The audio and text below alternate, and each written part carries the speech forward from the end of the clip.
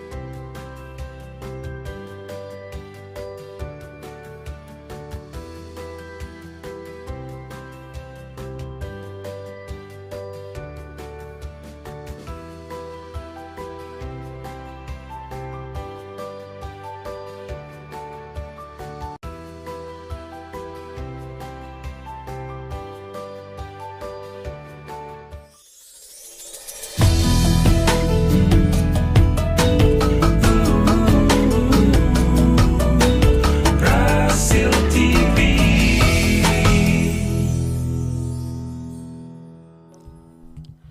Bismillahirrahmanirrahim. Assalamualaikum warahmatullahi wabarakatuh.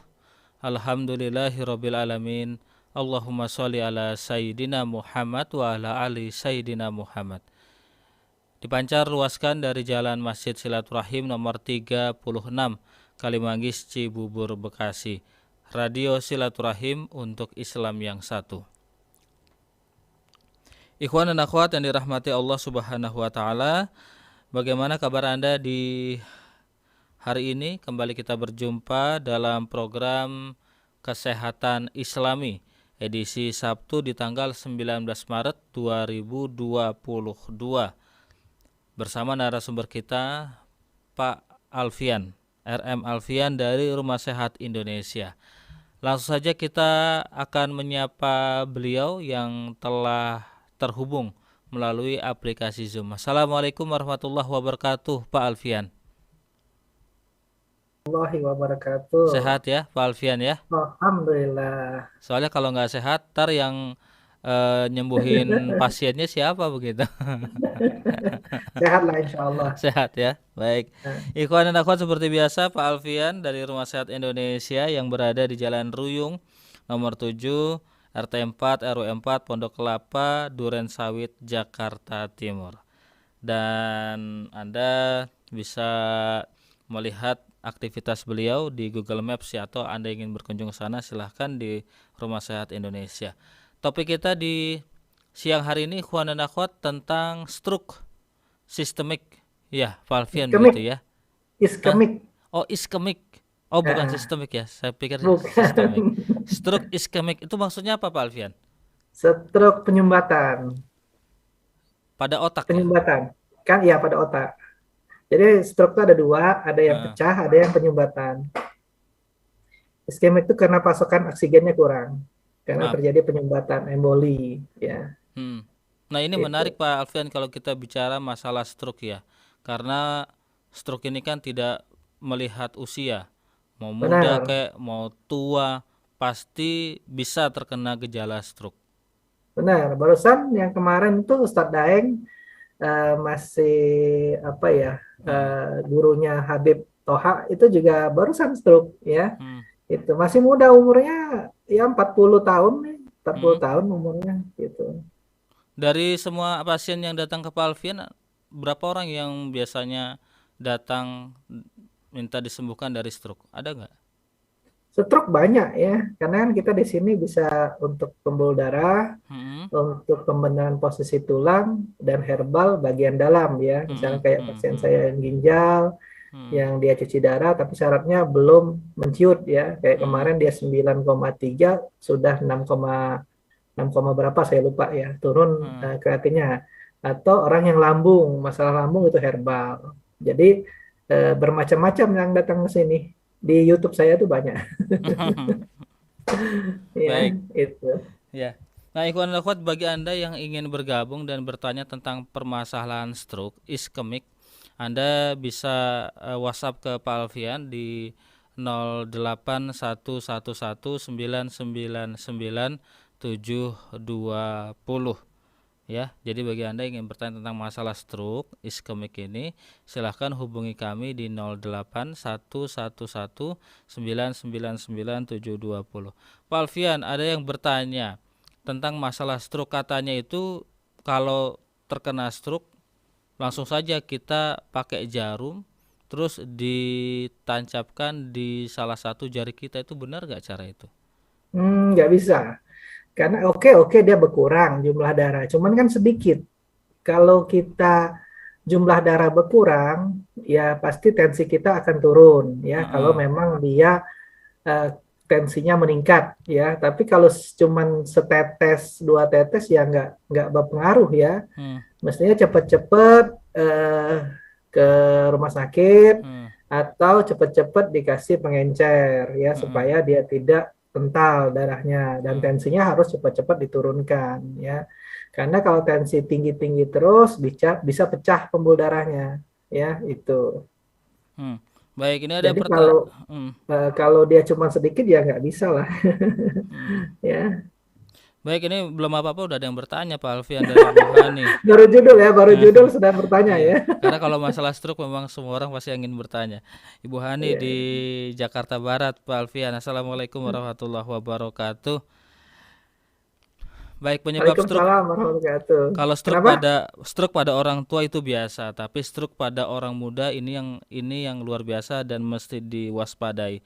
Kira-kira apa penyebabnya, Pak Alfian? Nah, itu saja. Oke. Pertanyaan pertama. Nah, ini baru judul, berarti judul aja ya kita panjang ya.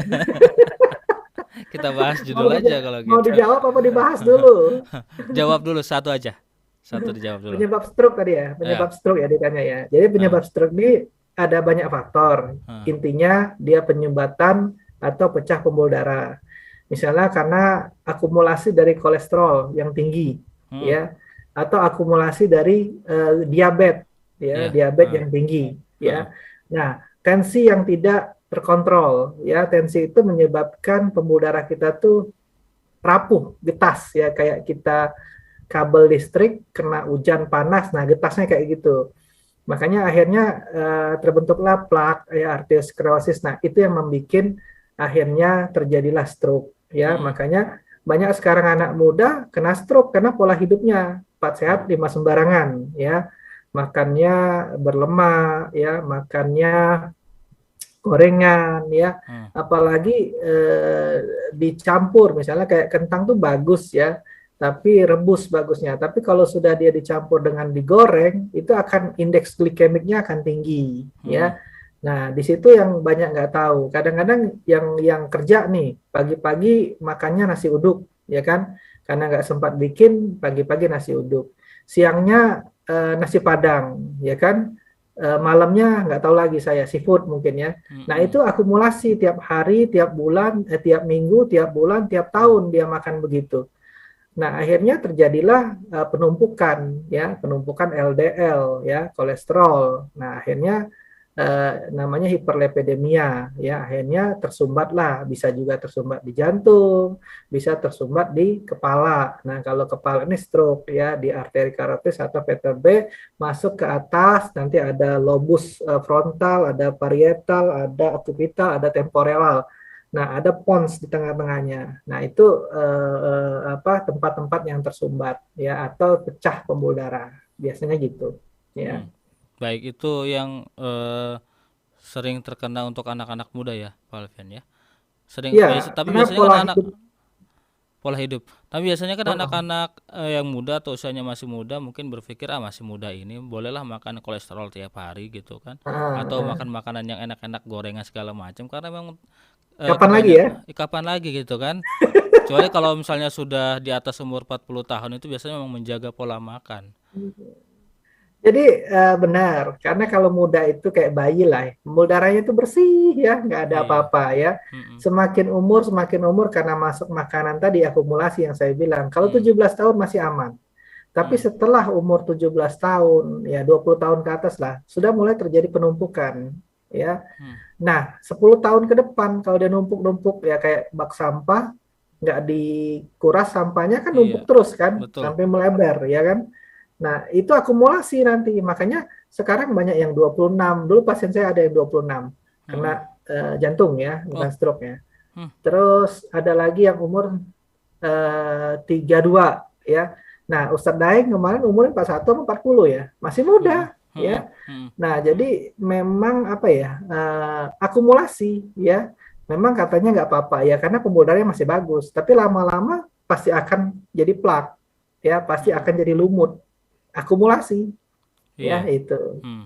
Apalagi sekarang radikal bebas itu kan di mana-mana ya, asap lah, rokok lah, segala macam. Nah, itu membuat lagi tautan endotelnya merenggang ya Hmm. itu. Tapi kebanyakan penyebab kolesterol itu salah satunya dari minyak, Pak Alfian, betul ya?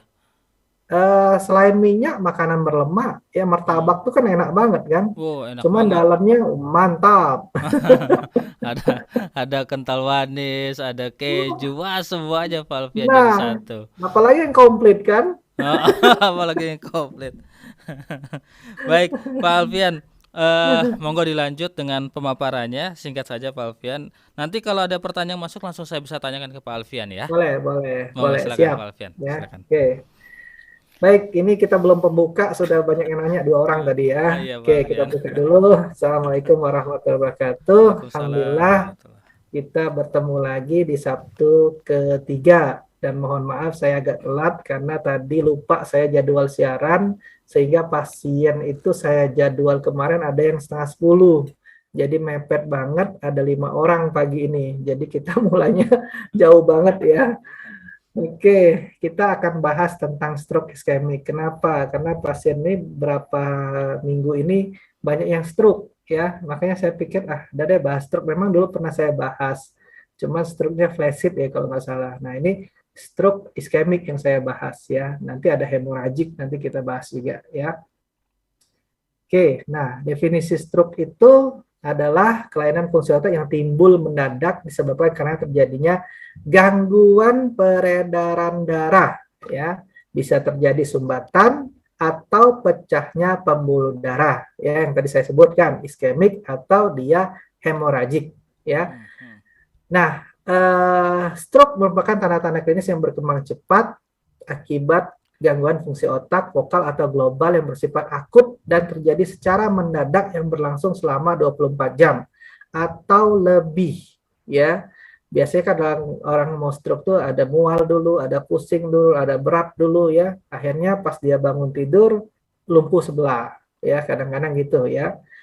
Nah, ini tergantung dengan bagian otak mana yang tingkat keparahannya. Nah, kalau dia sudah kena bagian tengah ya, pons bagian apa tengah ya, itu basal ganglia. Nah, itu agak banyak gangguannya biasanya ya.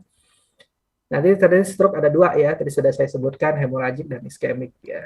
Nah, ini ada apa tuh anatomi dari otak yang tadi saya sebutkan di awal, ada frontal di depan, ada di tengah itu parietal, ada di belakang itu ada occipital, ada di samping itu ya di atas telinga itu temporal.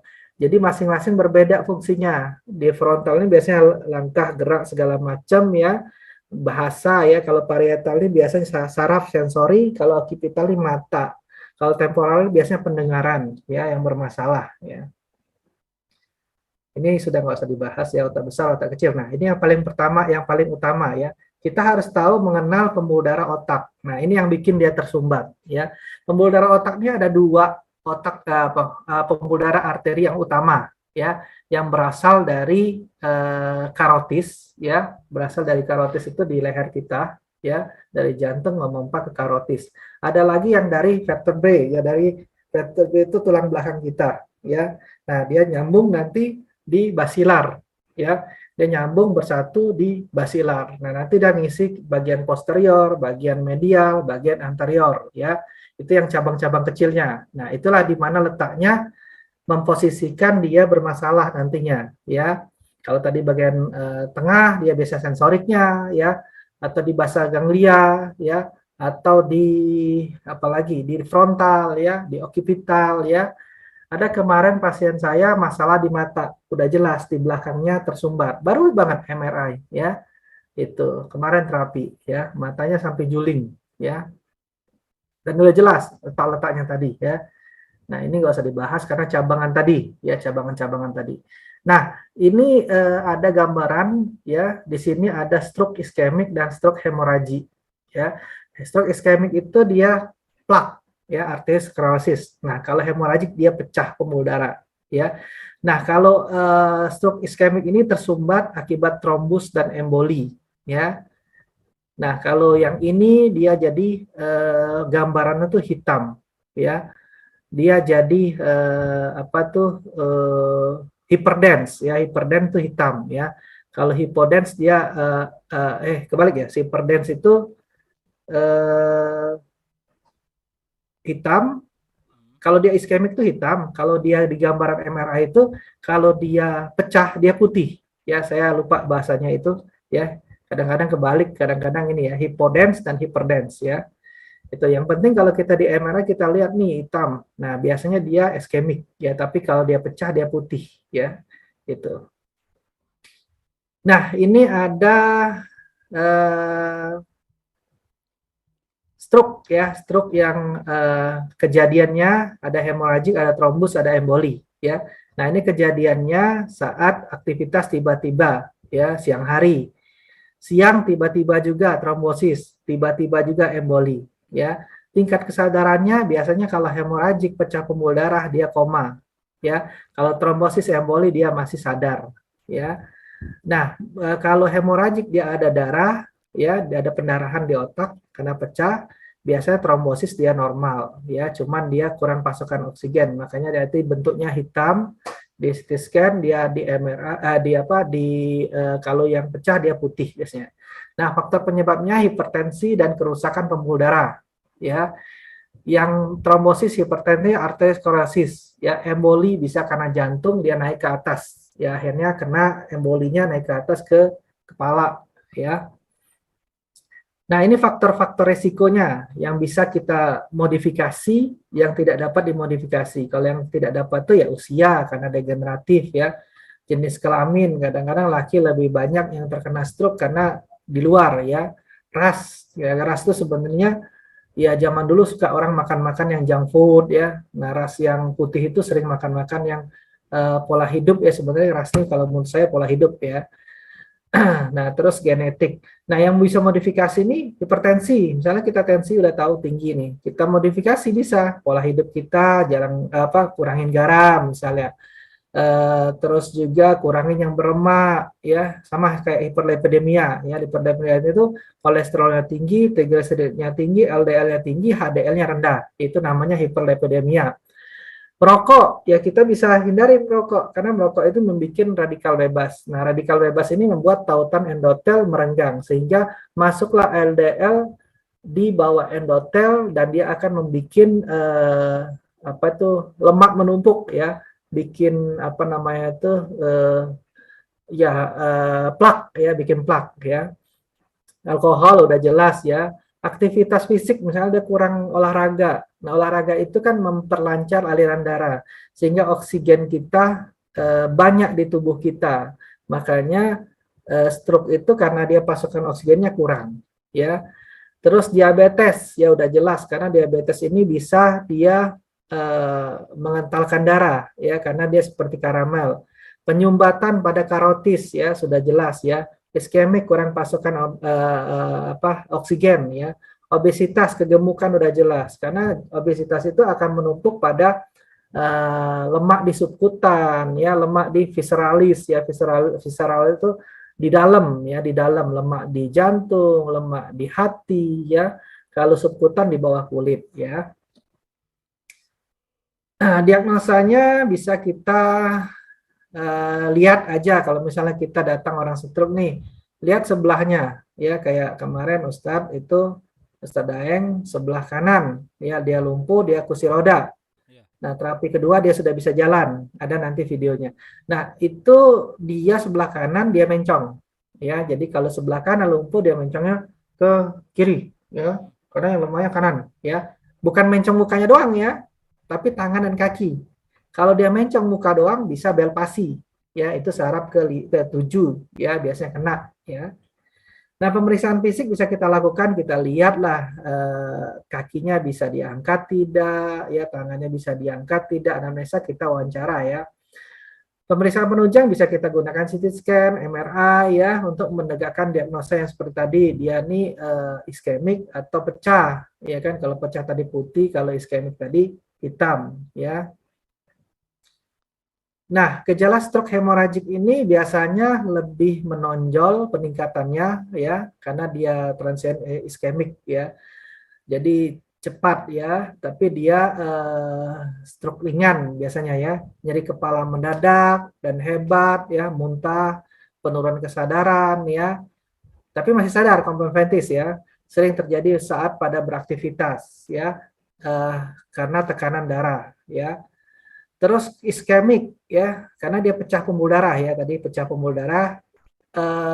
Kebalik saya, hemoragik ini kesadarannya menurun ya, benar kesadarannya menurun. Kalau yang iskemik dia komposmentis masih sadar biasanya. Tapi kalau yang pecah kadang-kadang koma ya. Terus yang iskemik ya, nah dia lebih menonjol yaitu kelemahan gerak atau sisi ya. Jadi dia sebelah ya.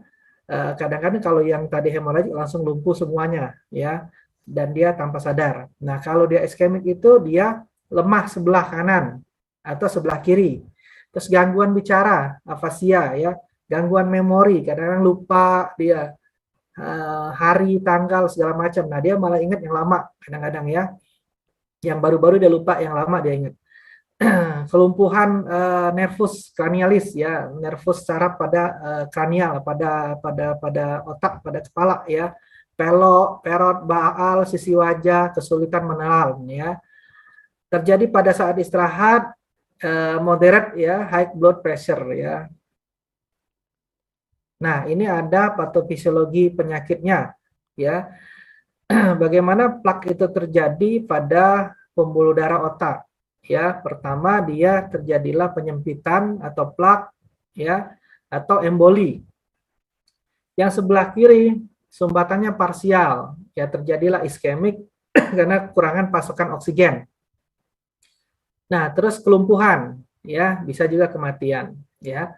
Nah, kalau yang sebelah kanan itu sumbatannya fatal, biasanya pecah pembuluh darah. Nah, itu yang dinamakan hemoragik, ya. Oke. Nah, strategi penanganan, ya, makanya saya senang kalau pasien stroke itu yang baru, ya. Kalau dia lama, biasanya perubahannya sedikit, tapi kalau dia baru perubahannya banyak. Kayak kemarin Ustadz Daeng itu baru banget ya, pasien saya baru, dia 2 minggu di rumah sakit, apa seminggu ya, belum ada perubahan, 2 minggu, tiba-tiba ke sini ya direkomendasikan oleh Habib Toha. Alhamdulillah dari dia kursi roda sudah bisa jalan ke 2 kali terapi. Ya ada video di YouTube-nya ya. Nah, ini stroke ini bisa sembuh total jika penanganannya segera dilakukan ya, yaitu masa golden hour ya. Stroke terjadi karena ada sumbatan pembuluh darah atau pecahnya pembuluh darah di otak ya. Kalau pecah bisa tapi cc-nya nggak terlalu tinggi ya. Ada pasien saya kemarin pecah sudah bisa nyapu-nyapu ya. Kalau dia sudah pecahnya di atas 10 15 nah agak repot ya. Tetap harus memang ada tindakan medis ya. Nah, bulan pertama setelah stroke proses pemulihan berjalan agak cepat. Tetapi setelah 3-6 bulan kemudian proses melambat, dan setelah lebih dari 1 tahun akan menetap karena sel saraf banyak yang mati tadi saya bilang. Makanya kalau stroke yang lama agak repot ya, perubahannya ada tapi sedikit ya. Nah, kalau kita cepat pemulihannya pasti akan cepat. Ya, ada yang pasien saya koma itu sudah bisa ke masjid, bisa sepeda ya, ada juga di YouTube saya itu. Nah, stroke berulang ini akan menimbulkan kecacatan lebih besar karena dia ya penyumbatan nanti di depan, ada penyumbatan di tengah, ada penyumbatan di samping ya, akhirnya dia banyaklah terjadi penyumbatan atau iskemik ya. Nah, itu akan membuat kecacatan lebih besar ya. Di sini ada tanaman-tanaman yang bisa membantu untuk pasien-pasien stroke ya, yang biasa digunakan, sangat biasa digunakan ya. Jurnalnya juga banyak. Nah, ini ada bawang putih ya, karena kita bicara stroke, kita bicara herbal ya. Karena prosesornya dulu ya kita benarkan. Selama prosesornya tidak dibenarkan, mau kita latih gerak, mau kita latih apa tidak akan berjalan. Karena prosesornya dulu, otaknya dulu ya yang kita tangani ya. Nah, bawang putih ini bersifat antioksidan ya, dia bisa menurunkan kadar gula, dia bisa sebagai antimikroba, dia bisa sebagai hepatoprotektor untuk melindungi hati, dia bisa sebagai arteriosklerosis ya, antihiperlipidemia, agresi platelet, fibrotik, dan menurunkan tekanan darah ya.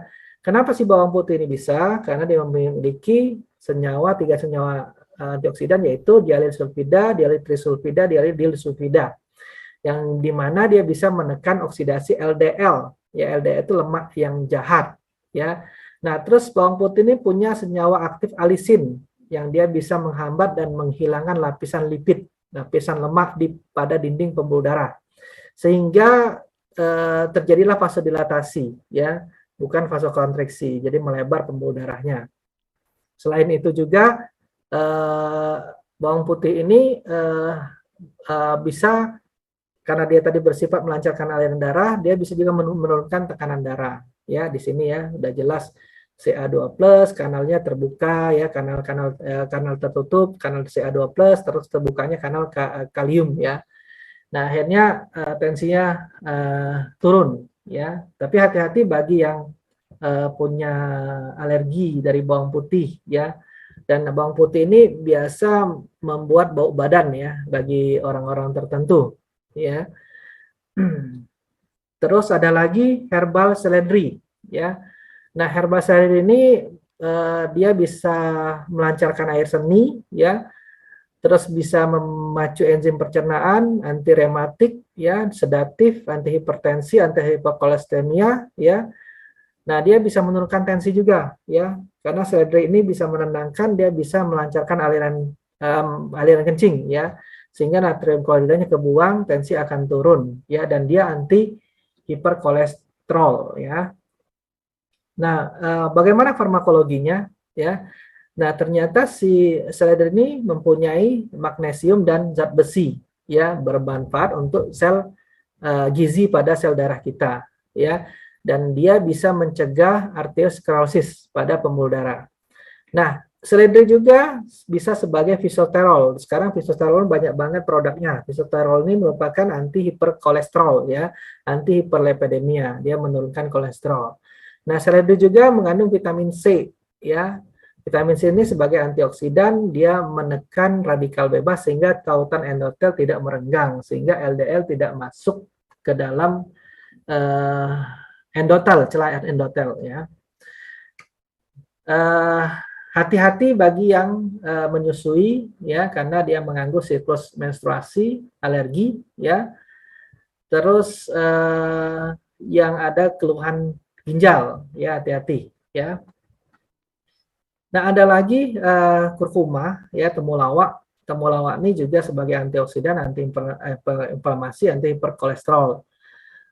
Bagaimana mekanismenya? Ya, temulawak ini dia bisa melancarkan, dia sebagai kolagoga ya. Kolagoga itu bisa meningkatkan sekresi empedu sehingga dia bisa dapat mentransport mensintesis kolesterol sehingga kolesterol tidak menumpuk ya.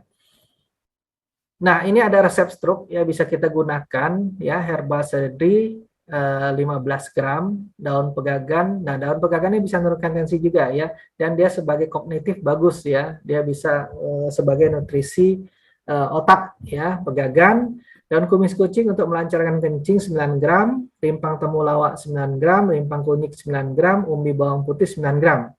Cara membuatnya itu, ramuan ini kita cuci bersih ya. Terus kita rebus air 1 liter, 5 gelas belimbing ya.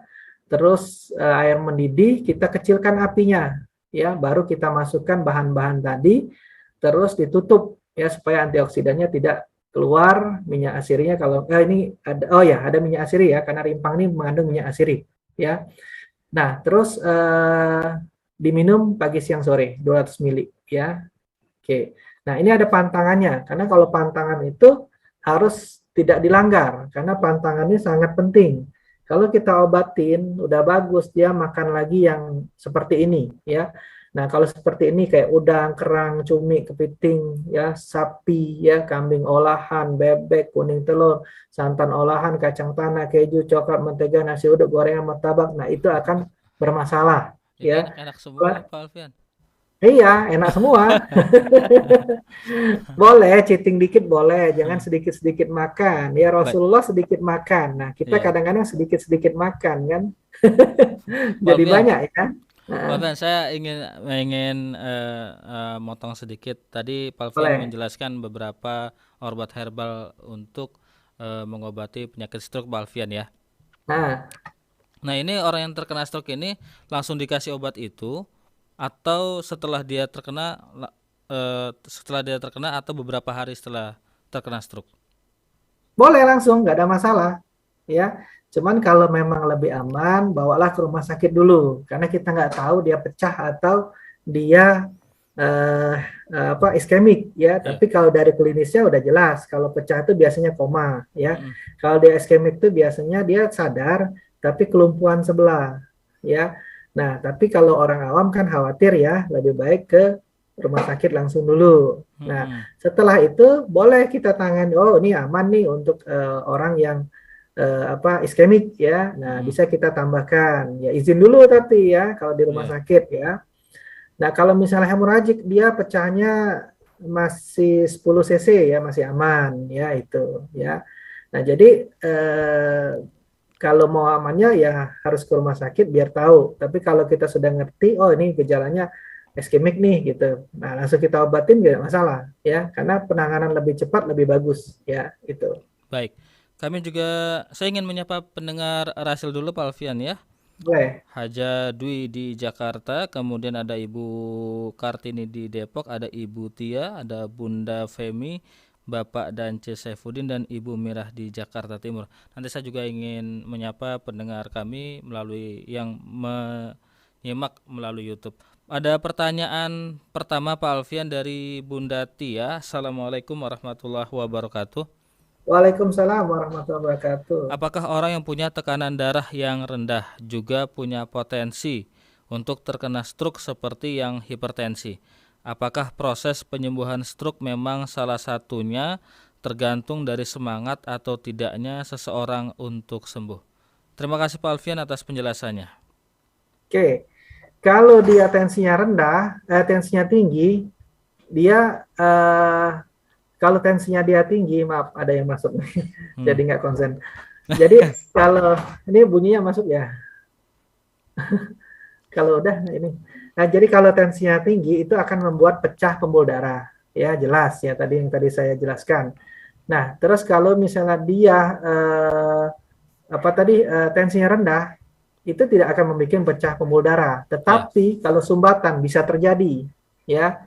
Jadi orang stroke tensinya rendah bisa juga, karena kan dia ada dua mekanisme. Dia bisa karena sumbatan pembuluh darah, gulanya tinggi, ya. Memang biasanya kalau orang gula tinggi, kolesterol tinggi pasti akan terjadilah penyumbatan, ya. Nah, penyumbatan terjadilah tensi yang tinggi, ya. Nah, tadi keduanya tadi apa? Setelah dia tadi apa ya? Baik. Tensi rendah sama yang keduanya yaitu tentang sebentar Bunda Tia. saya kalau ada yang masuk jadi konsentrasinya hilang. Apakah proses penyembuhan stroke memang salah satunya tergantung dari semangat atau tidaknya seseorang untuk sembuh? Oh ya, oke. Jadi kalau semangatnya memang harus ya, karena dia harus latihan ya. Kalau dia nggak latihan, misalnya prosesornya sudah kita perbaikin, dan dia harus latihan karena dia kan merestart lagi, mulai dari awal lagi. Jadi misalnya tangan kanannya tidak bisa bergerak, lemas, atau dia cuman spastik ya, kaku. Nah, dia sudah mulai menggerakkan tangan karena restart lagi, ya. Tangannya digerakkan, dinaikkan, kakinya dinaikkan. Nah, setelah prosesornya diperbaikin ya, nanti ada saya bikin jadwalnya itu. Nah, kalau dia nggak latihan, nggak ada semangat, ya susah kan. Yang tadi sudah lemah, otot itu kan mengecil ya. Kalau kita stroke itu kan dia nggak bergerak, jadi Iya. atrofi ototnya. Nah, ototnya itu kita tingkatkan dengan latihan, ya. Sendi-sendinya kaku. Nah, gimana caranya? Harus latihan. Kalau dia nggak semangat agak susah, ya. Hmm. Harus semangat, ya. Itu penunjang, ya, penunjang bagi kesembuhan lebih cepat, ya. Itu. Baik, kalau begitu penanganan yang tepat untuk penyakit stroke itu apa saja, Pak Alfian? Nah, ini belum selesai tadi itu. Oh, belum. Karena ada yang bertanya seperti itu di Karena belum Oh, selesai belum ya. dipotong. Baik, kalau gitu Pak Alfian. Boleh ke pertanyaan yang kedua? Boleh, boleh. Nanti penanganan ada ya. Ada Iya, cara penanganannya ya. Oke, terus yang kedua. baik. Pertanyaan yang kedua, terima kasih Pak Alfian. Problema Sama-sama. ini yang ditunggu-tunggu. Stroke lagi musim, sama dengan Iya, musim antrian urusan dapur. Nah, itu dia minyak goreng lagi-lagi Pak Alfian kan? Allahu Akbar. Dari Ya. Ibu Lia Yahya. Ingin ditanggapi? Boleh apa pertanyaannya? Oh, Bukan minyak goreng ya? bukan. Jadi memang Bukan problema ya? ini yang ditunggu-tunggu karena memang stroke lagi musim katanya. Jadi problemnya apa itu? Yang Nggak ada. pertanyaannya apa? Baik. Dari Ya Bapak sudah, kalau Andi belum di ada apa saya lanjut dulu? Oke, boleh lanjut. Lanjut dulu ya. Monggo Nanti silakan. disimpan dulu tuh, disimpan Iya. ya. Oke, tadi kita bicara karena stroke itu bisa dari kolesterol yang tinggi, akumulasi, dan diabetes, ya, serta tensi. Nah, ini untuk yang kolesterol. Makanya kita kalau bisa kurangin makan-makan yang begini, ya, kurangin makanan yang enak-enak, ya, boleh, tapi jangan sering, ya, maksudnya. Kalau Mak- kita makan kunyit, kuning, mak- kenapa? Makan daun aja berarti ya. Nggak boleh, Mas. Cuman jangan sering-sering. Oh, Misalnya gitu ya. pagi makan udang, siang makan daging, malam makan martabak. Ya udahlah, kan? Mantap kan? Iya, Pak Alfian. Ya, kalau Iya. kayak Rasulullah itu dia Senin makan daging, Senin lagi ketemu. Ya, Hmm. boleh seminggu sekali. Ya, Iya, iya, iya. nah tapi dibarengin dengan olahraga. Ya, kalau kita lagi nggak makan gitu, kita makanan direbus, dipepes, dikukus. Ya, nah, kalau kita kalori intake-nya tinggi yang seperti gula, nah itu akan membuat darah kental, ya. Nah, Hmm. terus minum air putih, ya, banyakin sayur dan buah. Cari sayur-sayur atau buah yang lambat dicerna di pencernaan. Jadi kita nggak cepat lapar, ya. Hmm. Boleh juga kita minum perasan wortel dan tomat, tapi kalau ada lambung jangan pakai tomatnya, perih ya. Hmm. Boleh juga rebusan bawang putih tadi ya, atau yang formula tadi, tapi hati-hati yang mah ya, atau alergi. Nah, ini juga bagi penderita diabetes ya. Eh, dia udah tahu diabetes, dia makan manis, ya pasti kan gulanya akan naik ya. Terus makanan-makanan yang kaya lemak trans ya, misalnya kita makan minyak yang digoreng lama. Nah, itu akan menjadi lemak trans ya. Nah, bisa juga misalnya kita apa itu minyak zaitun yang apa ya, yang merek apa yang untuk dressing. Nah, itu kan nggak boleh dimasak kan karena jadi lemak trans. Dressing itu Iya. untuk salad ya. Nah, buah kering kenapa? Karena dia buah kering ini kan dikeringkan ya, Hmm. berarti gulanya tuh numpuk di buah itu. Sedangkan vitamin-vitaminnya udah kebuang. Akhirnya Iya. naik gulanya ya. Iya, iya. Madu mengandung glukosa, apalagi madu zaman sekarang, tanda tanya, ya. Banyak ya, tapi masih banyak yang bagus ya. Nah, sirup ya, sirup agar, sirup maple itu mengandung fruktosa ya, gula juga, naik juga ya. Minuman manis sudah jelas ya. Udah makan yang berlemak, makan lagi yang seperti ini temennya. Oh, cocok banget kan? Hmm. Hmm. Nah, kopi saset ya, kopi dengan tambahan atau kopi saset ya. Nah, kadang-kadang gulanya juga tinggi ya. Kopi tambahan tuh whipping cream segala macam apa tambahan coklat ya, tambahan apa lagi ya, topping-toppingnya itu ya. Nah, itu akan menaikkan kadar gula darah. Kalau kopi Terus, kekinian dengan gula aren itu aman atau tidak, Pak Alfian? gula aren tetap naik tapi lebih mending ya. Hmm. Kalau mau ya kopi pahit Kopi ya, pahit kopi pahit sekalian. itu bagus. Iya, americano itu kita blender sendiri, grinder sendiri bijinya, terus kita bikin espresso.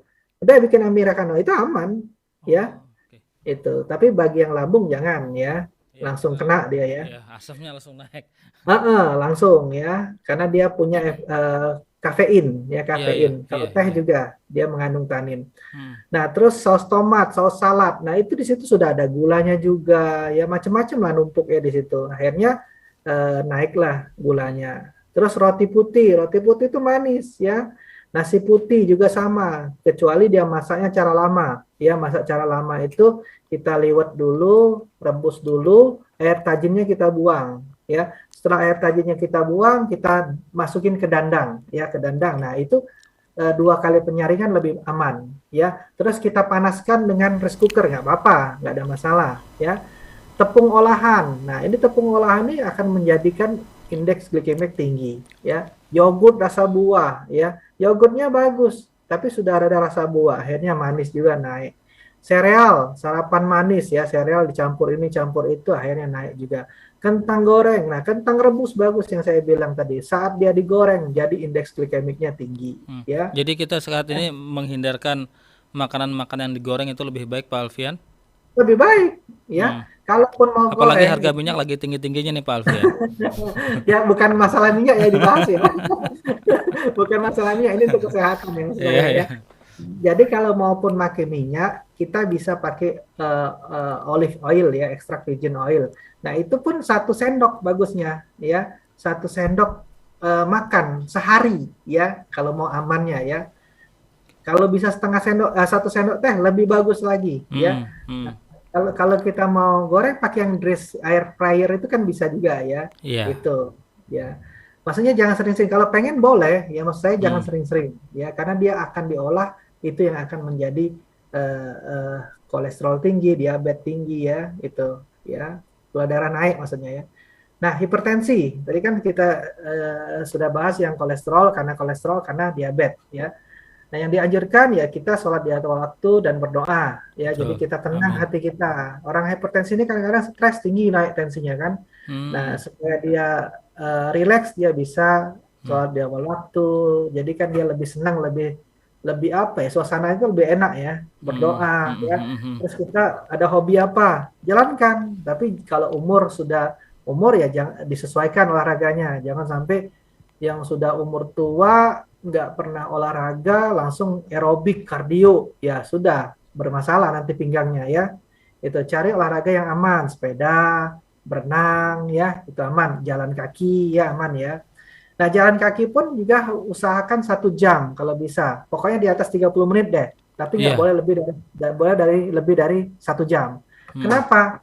30 menit itu baru dibakar gula yang tersimpan di hati dan di otot. Ya. 30 menit berikutnya itu baru lemak kita yang dipecah. Ya. Nah, kalau kita lebih dari 1 jam protein yang dipecah. Sedangkan protein itu kita perlu. Ya. Itu kuncinya ya. Terus hindarin stres ya, senyum ya. Jangan senyum sendirian ya. Nanti bingung orang. Apalagi di pinggir jalan gitu kan, Pak Alfian. Ya. Jadi bawang putih juga. Nah, semangka ini bisa nurunkan hipertensi. Cuman bagi yang punya bagi yang punya diabetes jangan. Kalau menurut saya semangka kita coret aja deh, ya. Iya. Nah, tapi kalau nggak ada diabetes boleh, ya. Semangka, belimbing manis boleh, ya. Kalau nggak ada diabetes, ya. Terus seledri, ya. Ini kenapa ini hati-hati asam urat nih, salah nih. Ini coret ya. Seledri boleh. Malah seledri bagus untuk asam urat. Ini yang bikinnya salah nih kayaknya. Timun, ya. Rebus siam, air kunyit, ya, kurangin lemak dan garam, ya. Oke. Nah, kita program penanganan stroke. Nah, ini baru programnya, ya. Jadi kalau program di klinik, ya, itu ada caranya dengan terapi lintah, ya. Yang pertama, kenapa? Karena lintah itu mengandung antikoagulan. Dia bisa mengencerkan darah dan dia bisa mengencerkan aliran darah. Jelas, tadi kan orang yang stroke biasanya darahnya kental. Ya, oksigennya kurang. Aliran darah lancar, oksigen banyak. Nah, si lintah juga bisa melebarkan pembuluh darah, sedangkan orang stroke pembuluh darahnya menyempit, ya kan? Dia bisa inhibit plasmin, dia bisa mengurangi tromboksan. Kalau ada tromboksan dari emboli yang sudah endotel yang pecah, ya, endotel yang pecah ketarik, dia akan mengurai si tromboksan itu. Baik, Ya. Pak Alvin, perbedaan antara terapi lintah dengan bekam di mana Ya Pak enzimnya Alfian? kan nggak ada. Bekam mengeluarkan darah juga, tapi enzimnya kan nggak ada. Yang kita Oke. butuhkan kan enzimnya. Enzim dari lintah itu yang Iya. antikoagulan itu ya Pak Alfian ya? Nah, benar enzimnya itu ya. Kalau bekam boleh preventif. Kan sejarahnya Rasulullah itu berbekam untuk preventif karena Rasulullah nggak pernah sakit ya. Setahu Mhm, saya sakitnya cuma 2 kali ya. mhm, Waktu kena sihir, waktu mau meninggal. Nah, Rasulullah berbekam ya. Nah, kalau kita ini kan ya udah makan 4 sehat 5 sembarangan, sudah sakit, baru bekam. Ya nggak kena mhm. kalau menurut saya. Ya, Jadi itu bekam itu memang pada saat sehat ya, preventif ya preventif. untuk permajaan sel darah ya, darah lama kebuang, darah baru terbentuk Mhm, ya. Gitu. Nah, kalau kita misalnya orang pelari nih, pelari dia nggak sempat ya, pelari nggak sempat latihan di gunung misalnya. Latihan di gunung kan oksigennya dikit ya Mas ya. mhm, Nah, orang pelari-pelari itu banyak latihan di gunung. Kenapa? Karena supaya tubuh dia itu beradaptasi sehingga dia butuh oksigen sedikit pun aman lari kencang. Ya, kalau nggak sempat buang darah, ya. Jadi pembuluh darahnya besar-besar. Cuman itu cheating, nggak boleh kalau kalau nggak salah nggak boleh deh dalam olahraga mhm, gitu. mhm, Ya, cheating. Makanya kita bekam itu bagus, tapi untuk yang sehat menurut saya preventif, mhm, ya. Itu. Oke. Yang kedua, herbal. Nah, di klinik saya itu punya herbal namanya sumbatan super A, sumbatan super C. Nah, itu isinya ada daun dewa, ada sembung, ada bawang putih, dan lain-lain. Sebagai apa? Antioksidan untuk menangkal radikal bebas tadi. Mempelancar aliran darah, nutrisi dan oksigen ya, sehingga terpenuhi ya. Dia menekan LDL. Nah, ada yang B ya. B itu ada campuran minyak-minyak ya, dan dia bisa meningkatkan jumlah HDL. HDL itu yang bagus ya. mhm, Dia memperbanyak jumlah sel darah sehingga oksigennya banyak, mempelancar aliran darah, meregenerasi. Udah jelas. Nah, karena stroke itu pasti akan kelemahan sisi tubuh ya, kelemahan sisi tubuh yang tadi kita bilang iskemik ya, saya nggak bahas hemoragik, iskemik. Nah, mungkin dia saat itu diangkat-angkat, dibopong-bopong segala macam. Nah, setelah dia sudah bisa jalan dari dia apa tadi kursi roda udah bisa jalan. Nah, boleh kita benarkan posturnya, yaitu kita bone fix ya. Karena posturnya pasti salah. Karena dia pasti jalan itu kan nunggeng ya, kakinya diangkat ya, circumflex ya. Jadi apa circumduction, circumflex lagi, circumduction ya, miring begitu ya, tangan begini ya. Nah, kita benarkan posturnya setelah dia bisa berdiri, sudah bisa ke kanan ke kiri. Nah, boleh juga kita tambah electric stimulation ya. Kalau ototnya mengecil, misalnya ototnya tuh karena dia sudah nggak pernah digerakkan, itu kan mengecil. Otot itu kan kalau nggak diolah dia hipotonus kan. Nah, supaya kita tonus itu meningkat ya, maksudnya itu bukan atrofi ya. Jadi dia meningkat otot-ototnya. Nah, itu bisa kita elektrik ya, elektrik gunakan jarum pakai elektrik bisa. Dia akan mengembang ya. Dia akan cepat ya untuk melatih ototnya ya. Kalau dia males ya. Tapi kalau bagusnya dia latihan sendiri ya, biar cepat ya. Nah, ini ada jurnal lintah ya, udah jelas lah, dibuka aja di Google, Medical Lead Therapy Hildo Abreville, ini sudah jelas kok ya. Nah, ini ada pasien saya kemarin ya, ini bisa dibuka nggak ya? Nah, kelihatan nggak Mas? Kelihatan nggak Mas? tunggu sebentar. Iya. Kelihatan? Enggak kelihatan. Pak Alfian, Nggak kelihatan ya? saya potong dulu Pak Alfian. Kita jawab pertanyaan yang sudah masuk Pak Alfian ya. Boleh, boleh. Baik. Pertanyaan pertama, karena memang sudah jam 11 lebih 15 menit Pak Oh, Alfian. iya. Karena saya telat tadi ya, Iya. aduh, Ini maaf, mohon maaf. maaf Pak Alfian, ini pendengar juga menunggu-nunggu jawaban langsung dari Pak Alfian. Dari Ibu Maria, Assalamualaikum warahmatullahi wabarakatuh. Saya punya diabetes, tapi kalau kepala puyeng sempoyongan. Daun apa yang harus diminum? Dan saya tuh tensi ada 150. Umur Tadi saya ada apa? Ada gula, ada gula. Yang gula pertama tadi lagi gula lagi turun 200 lebih. Tapi tensi itu tuh 150. 200 tuh GDS, gula sewaktu apa gula apa? Tidak dijelaskan Pak Afian. Oke, terus gula, terus apa lagi tadi? Tensi 150. Tensi 150 per. Eh, tidak disebutkan. Oke, terus Kemarin bibir bawah saya miring. Miring ke kanan atau ke kiri juga tidak disebutkan, tapi sekarang sudah enak. Ini gejalanya apa Pak Alfian? Terima kasih, umur saya 53 tahun. Hanya bibir aja atau anggota tubuh juga? Tidak disebutkan. Oke, wah ini kita tebak-tebakan buah manggis nih. Jadi kalau gula di atas 200 ya, maupun gula sewaktu atau puasa itu tinggi. Ya, coba cek HbA1c ya, itu jelas itu tinggi ya. Terus tadi dia bilang hipertensi. Hipertensi kalau 150 itu tinggi ya.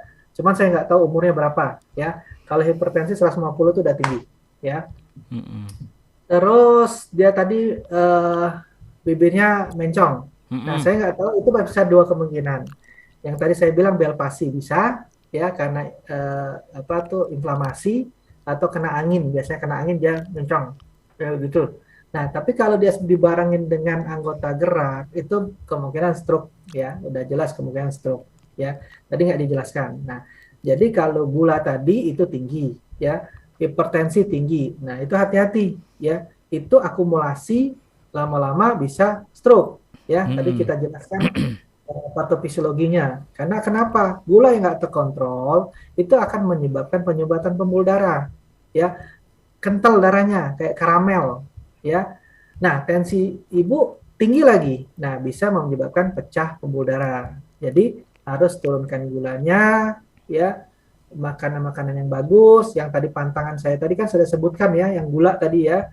Udah nyambung lah kayaknya. Nah, gula itu kalau ibu senang yang pahit-pahit bisa gunakan sambiloto ya, brotowali ya, kayu manis nggak pahit, kayu manis ya. Terus apa lagi ya? Sambiloto, brotowali, kayu manis, daun sendok ya, itu bisa untuk menurunkan gula. Ya, tapi kalau sudah ada obat medis teruskan stabil ya. Kalau nggak ada baru ganti herbal. Tapi herbal pun nggak bisa cepat digantikan, pelan-pelan. Stabil dulu baru kita lepas pelan-pelan ya. Saya nggak mau kalau langsung tuh nggak boleh, langsung up dia. Nah, tensi ya itu tadi harus diturunkan juga. Ya mungkin darahnya kental, akhirnya vasokonstriksi. Vasokonstriksi, tensi pasti akan tinggi ya. Nah, caranya apa? Olahraga pelan-pelan dulu ya, karena tensi tadi 150, jalan aja dulu. Sehari itu kalau bisa usahakan, tadi saya bilang lebih dari 30 menit ya. Kalau nggak mau seminggu 3 kali ya. Kalau bisa usahakan 300 jam sebulan itu ya. Terus herbal yang bisa menurunkan tensi ya. Seledri bisa menurunkan tensi, bawang putih bisa menurunkan tensi, kurangin garam menurunkan tensi ya. Apalagi biji pala bisa menurunkan tensi. Kenapa? Dia sedatif, jadi rileks ya kalau dia memang agak pikiran ya. Nah, jadi itu harus distabilkan dulu ya, nanti khawatir ya stroke ya. Nah, saya nggak tahu tadi stroke ringan atau dia Bellpassi ya, karena anggota negaranya nggak dibilang ya. Oke. Baik, ada pertanyaan dari Bali Pak Alfian. Wah, jauh banget. Ya, Bunda Nisa. Assalamualaikum warahmatullahi wabarakatuh. Saya ingin bertanya tapi mohon maaf di luar tema Pak Alfian. Saya sakit asam lambung, dada nyeri, tenggorokan sakit buat minum, dan terasa nyesek. Kepala juga sakit. Apa obatnya yang bagus dikonsumsi dan apa saja yang tidak diperbolehkan? Terima kasih. Kalau nggak diperbolehkan tuh banyak. Kalau mah ya, kalau ini sudah GERD, kemungkinan gastroesophagus reflux. Jadi dia heartburn. Ya, heartburn itu sudah naik asam lambungnya ke leher, akhirnya heartburn. Makanya dia tadi minum pun sakit ya. Nah, ini sebenarnya sudah luka kalau menurut saya. Di lambungnya udah luka ya. Kalau di endoskopi itu kelihatan ya, kemungkinan udah ada luka. Lukanya itu bukan luka langsung kita kalau muntah hitam langsung, enggak. Lukanya itu baru inflamasi ya. Masih merah lah ya. Masih hiperemis kalau kita lihat di endoskopi. Nah, tapi lama-lama akan nanti benar-benar luka ya. Dia erosif ya. Jadi lambungnya itu kekikis. Mungkin baru epitelnya aja yang di luarnya dulu ya, belum ke dalam ya. Kalau sudah suputan ya udah ya, nanti yang ke dalam lagi ya, epidermis, dermis, suputan ya. Nah, itu sudah dalam lagi ya.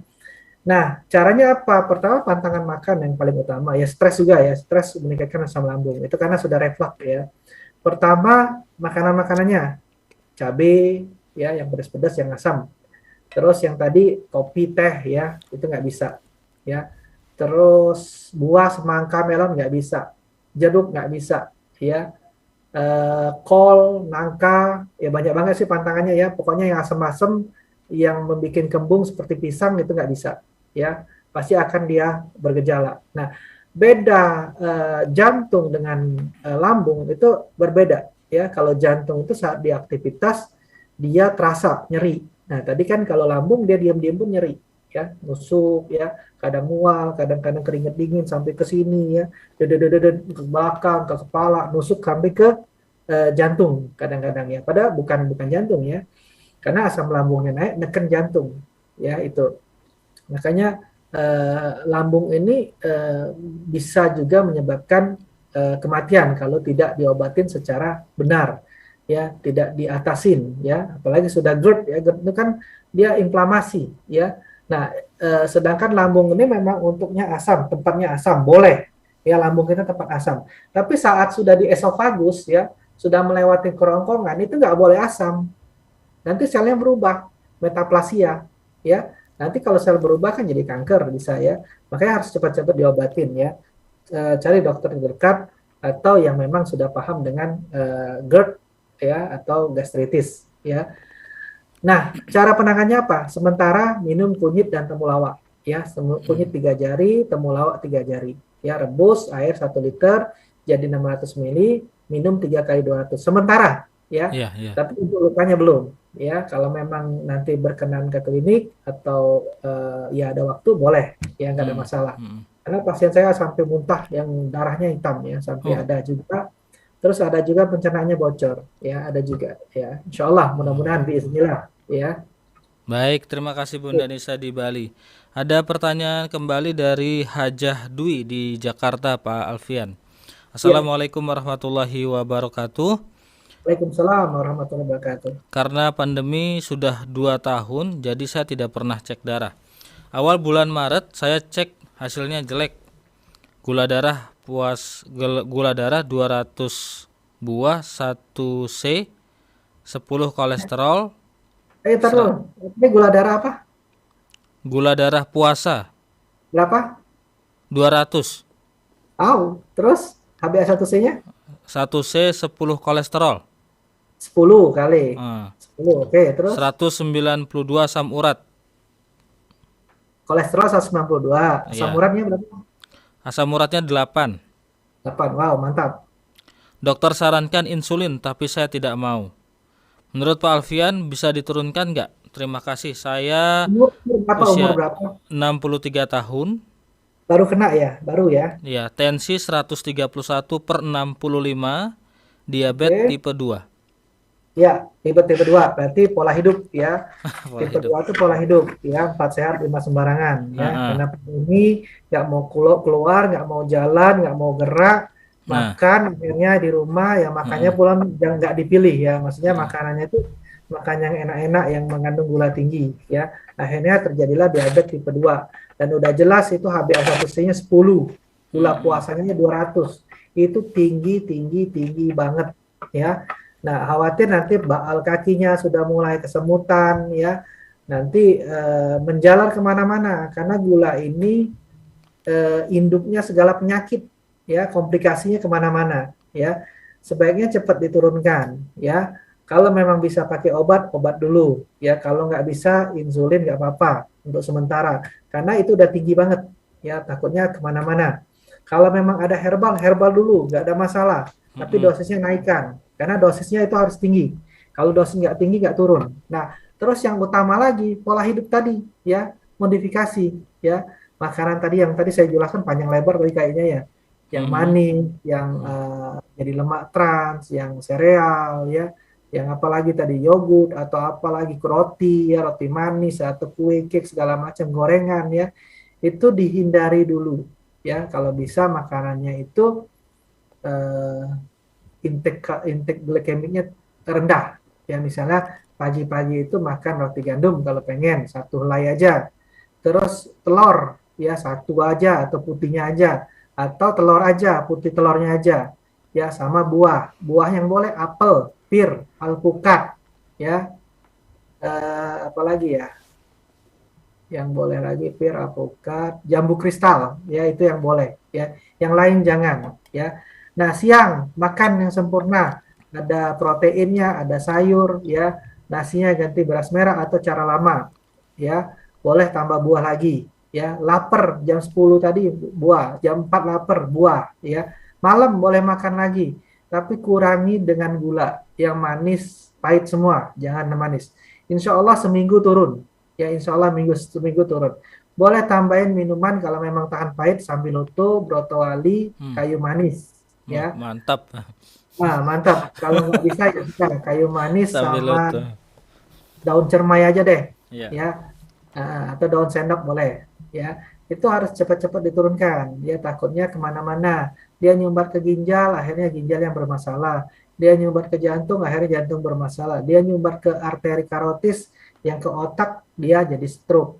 Ya, nah bisa juga luka. Ya, bukan nakut-nakutin supaya, maksudnya supaya kita terpicu. Saya kan hanya bisa memberikan advice, saran yang bisa melakukan ibu. Ya, jadi ibunya apa ya? Wah ini bahaya nih, saya harus pola hidup sehat. Nah gitu Bu, maksudnya gitu ya.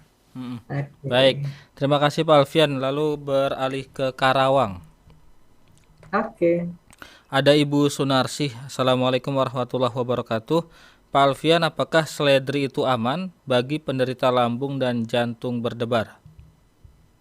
Aman bagi yang ginjal jangan ya, karena iritasi dia. Ya, kalau jantung berdebar itu berarti kan denyutnya itu, coba dilihat takikardi nggak ya. Kalau denyutnya cepat bisa ditambah dengan pegagan ya, atau ciplukan ya, dia akan turun nanti ya, denyut debarnya ya. Dihitung dulu heart rate-nya berapa ya, cepat atau enggak, atau lebih dari 100 atau kurang 60 ya. Berdebarnya itu bagaimana, kalau misalnya kita kejut kan berdebar juga ya, gitu kan. Kalau kita lagi ke mall, wah banyak belanja juga berdebar kan. Terus apa lagi tadi Mas? Berdebar, seledri, apa lagi tadi? Sudah itu aja ya? Sudah. Nah, oke. Satu Ya, pertanyaan lagi Pak Alfian. boleh. Kita nonstop ini kayak kereta ya. Ya. Kereta ada stop juga loh. Pokoknya begini, nanti buat pendengar yang nanti belum terjawab karena memang kami dibatasi oleh waktu, nanti bisa langsung menghubungi Pak Alfian ya di Ya nomor lewat WA telepon. ya. WA Lewat jangan WA langsung telepon. saja ke Kalau telepon saya WA-nya, nggak. ke HP-nya Pak Alfian langsung. Ya, Begitu ya. karena WA itu bisa saya jawab banyak. Kalau telepon satu orang bisa lama. Ya. Ya, maklum dan mohon maaf.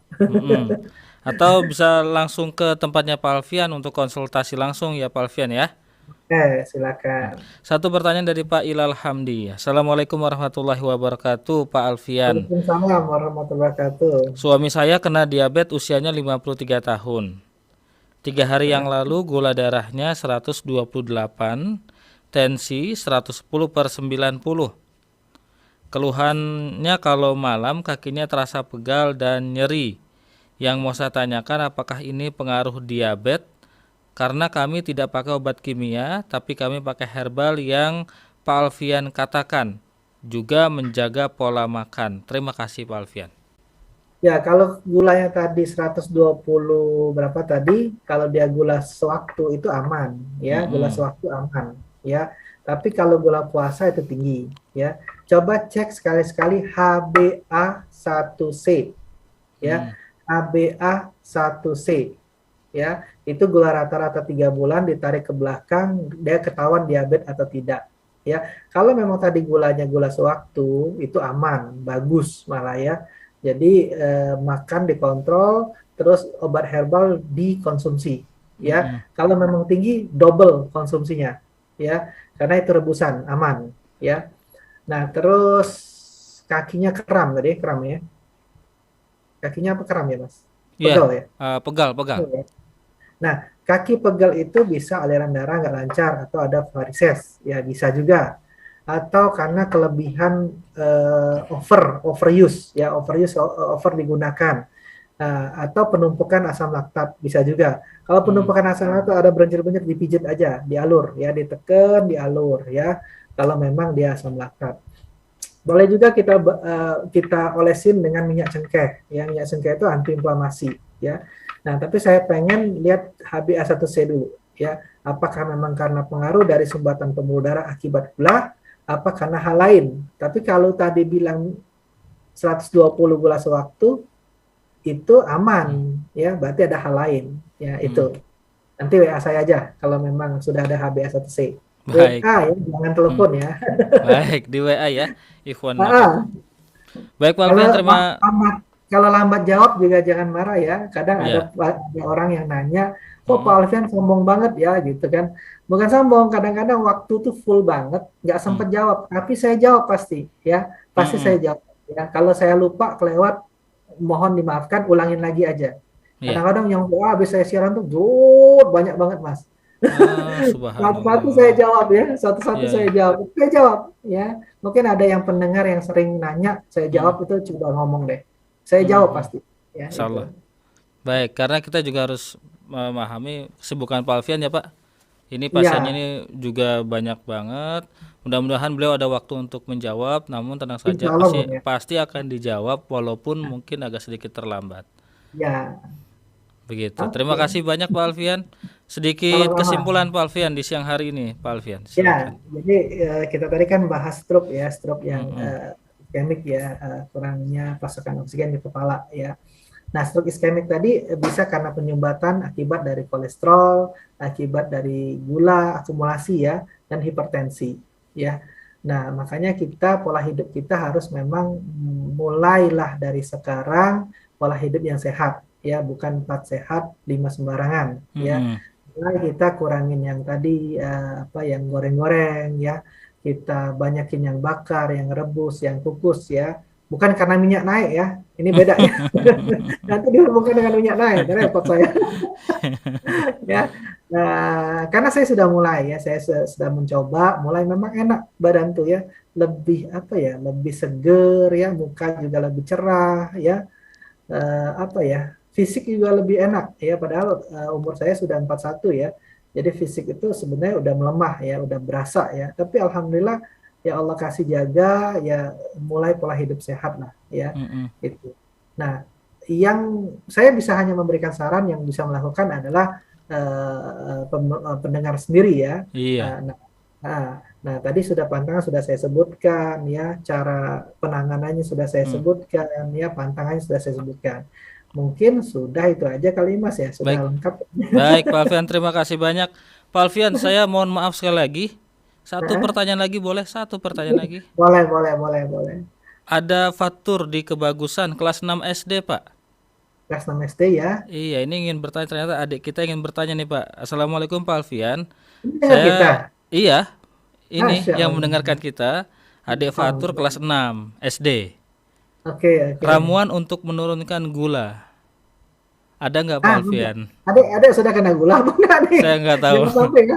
Jangan sampai ya. Iya, iya. Karena kalau umur kelas 6 SD itu tipe 1 ya, itu Mm-mm. genetik. Genetik itu harus tergantung pada insulin ya. Mm-mm. Mudah-mudahan bukan adik ya. Mungkin adik nanyakan buat orang lain ya. Iya, Karena yang tadi mudah-mudahan. saya bilang, gula itu ada tipe 1, ada tipe 2, ada tipe 3. Tipe 1 itu sel beta pankreasnya rusak, pabriknya rusak. Nah, itu harus Mm-mm. butuh insulin dari luar. Yang kedua, tipe 2 karena pola hidup ya. Sel Mm-mm. insulinnya resisten. Mm-mm. Insulinnya pintu-pintunya itu berkurang ya. Sehingga dia tidak bisa mencapai target ya.